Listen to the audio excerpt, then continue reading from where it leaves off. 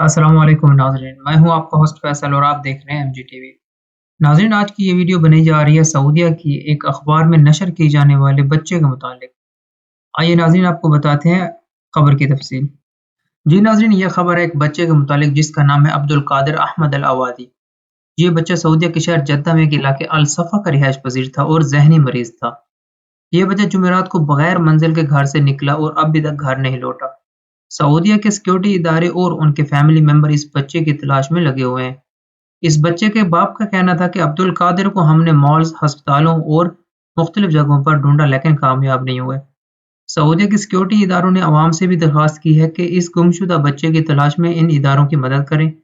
नाज़रीन, इस बच्चे की तलाश में आप भी उस बेयारो मददगार बाप की मदद कर सकते हैं। अगर आपको ये बच्चा कहीं नजर आता है तो इस दिए गए नंबर पर रब्ता करें और इत्तला दें।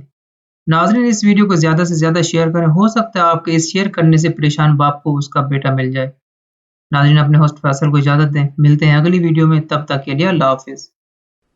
अरे अरे, कहाँ जा रहे हैं आप? सब्सक्राइब तो करते जाएं।